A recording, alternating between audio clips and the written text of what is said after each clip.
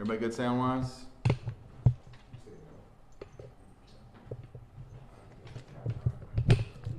Good? I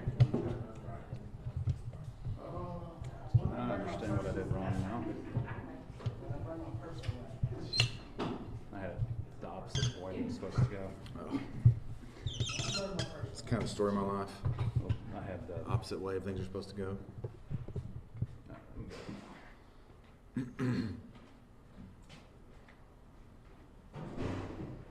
You good back with the sound? You gonna check it where you gotta check the sound again? Okay.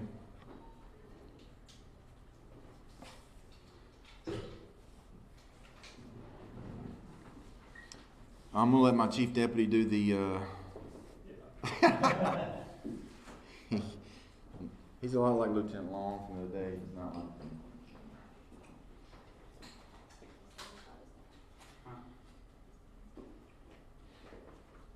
Hey,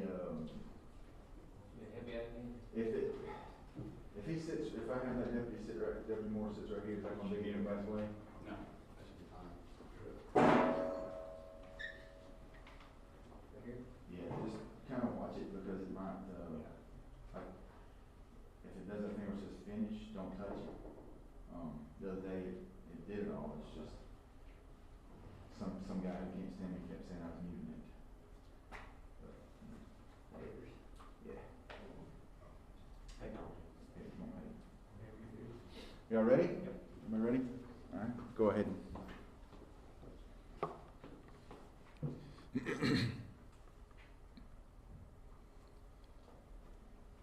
All right. So I just want to say, first of all, thank everybody for coming out today. I know this was kind of short notice. Whenever I was talking to my investigator who was in charge of the case we're going to discuss today, he wanted just to make sure that he had everything completed. He was conversating with the district attorney, making sure that everything was correct on the affidavits and on the warrants, so that we had everything right before we did anything like this. But we did want to have this press conference today to put out some information about a sensitive situation that just recently occurred, and in an effort to really be transparent and let you know some things that are going on, we wanted to call this press conference today. And I appreciate everybody for coming out because I know it was kind of short notice. On July the 19th of this year, we received a request from the Oneonta City School Superintendent, Mr. Craig Sosby, who's with me here today, to look into possible allegations of an employee of his or an employee of Oneonta City Schools having an inappropriate and improper relationship with a student. Once that information came to us, it was turned over to Ed Hull, who is our investigator who handles crimes against women and children, and he began the interview process and reaching out to the district attorney to let her know about the situation as well. There were subpoenas that were issued, and there were documents that were retrieved in relating to this investigation, and those documents that were received by the district attorney's office and by Sergeant Hull, our investigator, they were gone through thoroughly, and they were looked at from all different angles to ensure that there was an actual crime that had been committed. There was a suspect that was identified, as well as a student who we're going to refer to the student as student or victim in this case due to them being a minor. We don't want to give away any of that student's information. There were search warrants that were obtained for the suspect's cell phone, as well as some other items that were collected for evidence, and all those were put into a file to continue to build the probable cause. After the search warrant was obtained and an arrest warrant, and after the evidence was collected, there was an arrest made where a Luis Vasquez, 29 years old, of Oneonta, was put on a 48-hour hold pending any charges. Vasquez was Mirandized and put into the interview room, and during that interview, after being Mirandized, he admitted to having an inappropriate and an improper relationship with this student. The warrant was then obtained for his arrest, and he is currently in our jail, placed under arrest for soliciting a sex act with a student, which, according to the Alabama state law, that is a Class A misdemeanor. And because it is a Class A misdemeanor, the bond was set at $6,000, and that is the highest bond according to the state mandates and guidelines that we could get for a Class A misdemeanor. Mr. Vasquez is a science teacher at Oneonta City School, as well as a soccer coach, and he is the one who had the inappropriate and improper relationship with the minor student, who is under the age of 19 years old. The student Vasquez was under Vasquez's authority as a teacher, and so that's why the relationship, being that the student was under his authority, this is where that charge comes from. But Vasquez did solicit a sex act from the student. Again, that is a Class A misdemeanor for soliciting a sex act with a student. The investigation is still ongoing. We're going to continue to look into this to see if there are any other charges that could arise from the phone and from the activity that may have been between Mr. Vasquez and our victim. There is, as you can understand, some very sensitive topics and some very sensitive information that cannot be given out, again, as I mentioned earlier, because it is a minor. There are just certain things that we can't talk about. But rest assured that we are still looking into this, and there may be additional charges that come, as well as we're asking if there's any other victims to come forward as well. We would like to speak with you so that we can continue to help you if there are any other victims out there. I was advised today that he has obtained an attorney. David Dobson is that attorney's name, and if you want to have any questions relating to Mr. Vasquez or anything like that, you would need to reach out to Mr. Dobson for those questions. At this time, I would like to turn it over to Mr. Craig Sosby, who is the superintendent for the Oneonta City School. He has a statement that he would like to make regarding this case as well. So, Mr. Sosby. Thank you, Sheriff Moon, for all of your assistance during this investigation. Your department has been excellent to work with. Also like to thank our Child Advocacy Center, our Children's Center here in Oneonta, Blount County, who has done an excellent job supporting us and supporting our investigation, supporting our response. The employee in question has been placed on administrative leave and is not to be on Oneonta City Schools property or on campuses associated with Oneonta City Schools. Additionally, the employee has been instructed to cease all communications with all students. The teacher will remain on administrative leave until this incident has been investigated fully, and at that time, myself will I will determine the best course of action for resolving the situation, including any applicable disciplinary action that our board needs to take.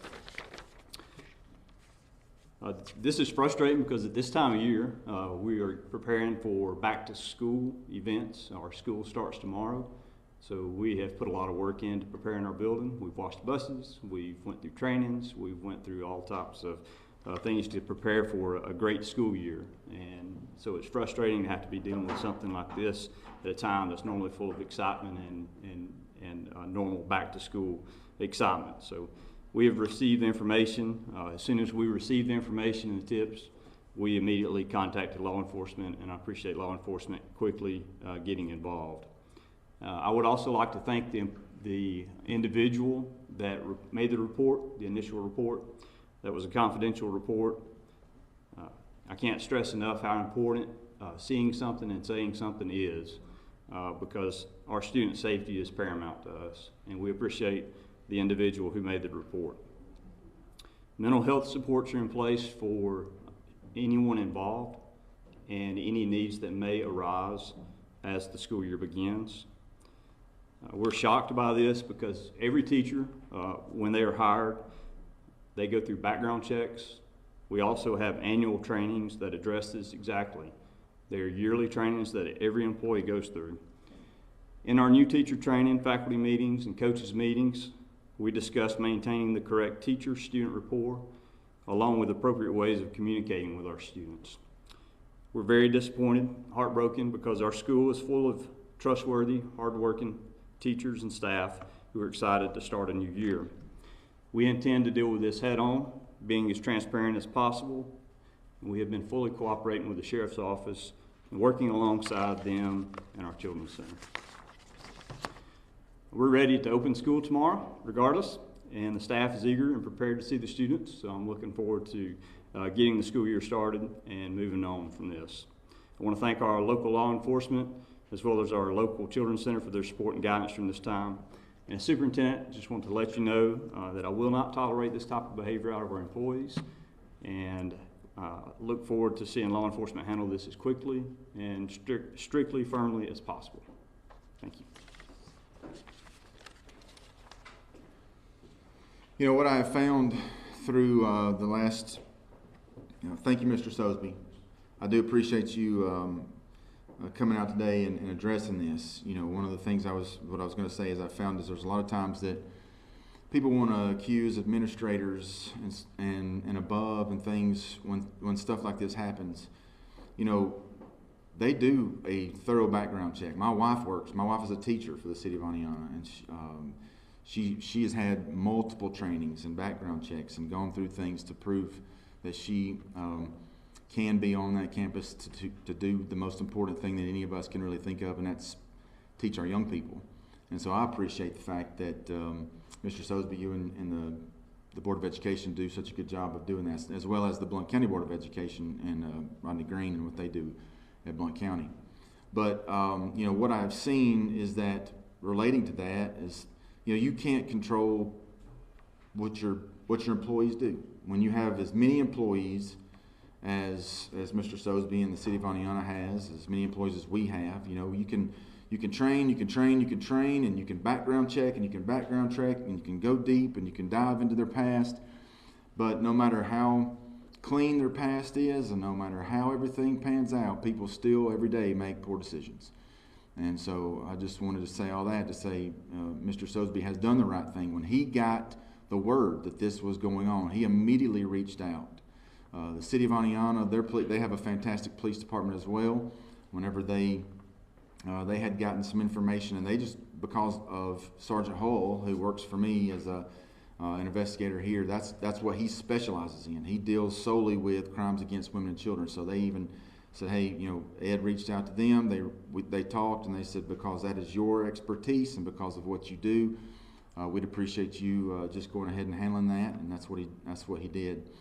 So it's important to note that as soon as the information came and as soon as Mr. Sosby was made aware, they made us aware. We in turn began an investigation immediately, just so that I just wanted everybody to know that that's what happened there. Some of the things that we've noticed in some of our recent investigations with the things we're doing with child exploitations and things of that nature is that you know, some of the criminals that we've arrested in those stings, even they had clear backgrounds. Even they had, you know, no arrest records, no past of any history with law enforcement. So just to reiterate that no matter how deep you dig into somebody's past, it's not going to determine their future, and you can't control what they do outside of what you've already looked into. So I just want to make that clear with everyone. You know, I'll open it up to questions, but I'm just going to be honest with you. You know, we're not going to get very deep. We're not going to really we're going to try to hold some of this as close to the vest as we can because of the sensitivity of the matter, and because it is a minor, and we don't want to you know, put anything out there that might jeopardize that minor's protection, as well as the integrity of the case. So if you have some questions, I'll do my best to answer, but they're going to be broad stroke. Sheriff, why was it important to bring these charges before the students return to school tomorrow? So it's important because we want the parents, faculty, students, everybody who is involved or participates, comes to school at the city of Oneonta. We want them to to know, and I know Mr. Sosby feels the same way. We want them to know that that they are and we want nothing but safety and protection for all students, faculty, staff that's going to be on campus. And if there is a situation where there is either whether it be a physical violent threat, something of this nature, then we're going to address it and we're going to put a stop to it as quickly as possible. And so it was important to let everybody know that this has been addressed before students get on campus. Do we know how long this teacher was with the school system and maybe how long this inappropriate kind of situation? We can't really discuss all of that just because, again, we're doing everything we can, not just for the protection of that minor, but the family has really expressed to us they don't want this student's information put out. And so if we share too much about involvement and things of that nature, it could, again, give some people an opportunity to look at zeroing in on who this victim might be. I know the investigation is ongoing, and I know that a moment ago you asked anyone who might be a victim to come forward, but at this point, do you guys suspect that there are any other victims? At this point, we don't suspect any, but again, we just want to make sure that if there are some out there, they're afraid. Maybe they're afraid to come forward at first. We have dealt with situations like this in the recent year and in the last few years where a victim comes forward, we start digging into the case. After the suspect is arrested, other victims are now confident and feel like that they can be open about their situation and be able to come forward and talk to us. And so that's really why we're just kind of laying that out there. If there are people out there, victims, students past, I don't know. If there's anybody out there who may have been a victim or may have had some contact in some way with Mr. Vasquez, we would love for you to come talk to us so that we can protect you and continue in this investigation. The last press conference you had here, talking about the sting operation that your agency recently conducted, you mentioned how important it is to your agency to protect children. Yes. How important is this arrest for your department? So this just goes to show, and I like I said before, and any time we've ever discussed any of our stings, too many times, too many people all across this nation think that this kind of thing doesn't happen in my community. They think these kind of things don't happen around here. And, unfortunately, they do everywhere, all across America. And so if we can, again, like I mentioned before, be proactive in this and really seek after the ones who are trying to victimize our most precious resources, which is our children, we want to stop that immediately. So it's important for me as a sheriff and for us here at this department to let anybody out there who thinks that they can get away with this kind of crime, who thinks that they can do this thing, slide under the radar, you need to know that we're coming after you with everything we have. And if we have enough to put you in jail, we're going to put you there. I have one quick follow-up question for Mr. Sosby about the internal investigation. You said that he's on administrative leave pending the outcome of the investigation. The fact that he's already confessed this relationship to investigators, is that going to expedite that procedure process? He is on administrative leave currently and will be until this investigation concludes. Okay. When the investigation concludes, we will then decide what disciplinary action will be taken. Was Mr. Vasquez at the middle or the high school? He is technically a middle school teacher. Middle school teacher. I know you can't release many details about the student. Are you able to say if the student was a male or a female? No, we're not going to say it this time. Were they a soccer player? Not going to say that either. Was he a men's soccer coach or women's soccer coach? Let's just say he was a teacher and a soccer coach. I'm not trying to be. Please don't think I'm trying to be hard on this. We're just doing everything we can to protect this student. Because when you start answering certain questions, people can start zeroing in. Small town people talk, and when they start putting two and two together, they're going to come up with some answers, and maybe. And I don't want to put something out there that might cast a shade on somebody, a student that's not the victim. We've seen, I had a conversation yesterday with somebody who was talking about situations where vigilantes were going after people. And there was a couple of situations where these vigilantes went after somebody because they thought they had the right person, but it wasn't, and they assaulted somebody who was innocent. So I don't want to give anybody an opportunity to talk about something, and they may try to point out somebody that's not even the right person anyway. I hope that made sense to you. It made sense up here. Sometimes I can't get it out, but the gist of it is that we're doing everything we can to protect this student. You said this isn't the first time in recent history that a teacher has been arrested on charges like this. Talk to me about how it makes you feel as sheriff of this county that this is something that has happened recently. Well, it's devastating whenever you have professionals who have spent a lot of years getting the training and the education they need to go and to educate your children, that they break the trust, not just of the victims, but also the parents and their staff that they work with and their coworkers. So, you know, anytime something like this happens, it really does hit the entire community hard. And it's devastating, specifically for small towns. Like just about every town in Blount County is a small town. Every town in Blount County is a small town. And it's devastating when something like this happens because everybody is so tight-knit. You know, everybody knows everybody. You know, it's a close-knit family. And when something like this happens, it's a gut punch, so it hurts. Has he posted bond yet? I believe that's possibly going on as we speak. Talk about the importance of the anonymous report of somebody feeling comfortable enough to step forward. Yeah, that's a great question because we, obviously, as I've said before, and I'll say until I'm blue in the face, is that we want to do everything we can to protect our innocent children. We want to do everything we can to protect them. And so if people can come forward, even if it's anonymously, and say these things have happened, we can look into those things and we can investigate those things and we can keep the victim anonymous. We can even keep the tipsters anonymous without having to share information about people that might get out there and cause anybody to be, you know, the matter of somebody's gossip column. So we want to do everything we can to protect them, to protect the tipsters. So if it is a very important issue for us, and if you want to come forward, we have ways that you can do that. There's the Crime Stoppers line that you can call. There's Blount County Dispatch. You can call them and be anonymous. We have the Blount County Sheriff's Office website. It has a crime tip section on it that you can remain anonymous on that as well. And I assure you that any of those anonymous tips that come in, we look into them. How is the student doing?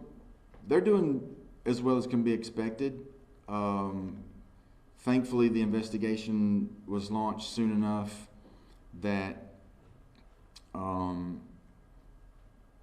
it didn't get to a point where it could be an extremely traumatic lifetime issue for them. But still, it's one of those things where this student is in a family that's very tight-knit, and all signs seem to point to a positive direction. But again, just want to reiterate that we have counseling available. Those have been offered, and I'm pretty sure that those are being taken advantage of. Mr. Sosby had made mention of the Blount County Children's Center, Jim Ed Clayton, who has been a fantastic, him and what Jim Ed Clayton and the Blount County Children's Center does for child abuse victims and victims of crime, or children who are victims of crime here in Blount County, is an amazing asset that we have. They offer counseling. They have the forensic interview process. They have all kinds of things there that they do that are just so crucial to the investigations when it comes to these types of things. So there are resources that are available to this victim, and we believe that they will take advantage of those. Yes, sir. Listening to this as a father myself, something that stuck out to me was that this is only a misdemeanor charge. Right. This guy can post bond Yeah. and walk out on the street. Great point. What would you say to the parents of the school district that this teacher is going to be walking out on the streets in Blount County? Thank you for that question, because this is something that is going to have to go up through legislation. There will have to be a bill that is drawn up by a state legislator, a state lawmaker, that will push to make this higher than a Class A misdemeanor. Because let's just face it, this is a situation to where this, if this offender gets out, and well, when he gets out and faces trial, you know, the bond amount is extremely low. Nobody could control that. The district attorney nor the judges could control that. They put it as high as they could as a Class A misdemeanor. You know, so if we can get our legislators to go back and really look at our sex crimes, as a father myself, I would encourage, a father of 4 students, I would love to see our state lawmakers push for a bill to make these types of crimes a felony with a much harsher punishment. Anything else? Again, thank you for coming out. I appreciate it very much. And if you have any other questions as far as, you can always reach out via email, sheriff@blountcountyal.gov if you have any questions. Also, if you have, again, David Dobson is his attorney. If you want to reach out to him, I'm sure he will. He's a very nice man. I think David is he's a good man. He's a good lawyer. If you have questions that he can ask, I'm sure he will, or I'm sure he'll answer. All right. Thank you very much.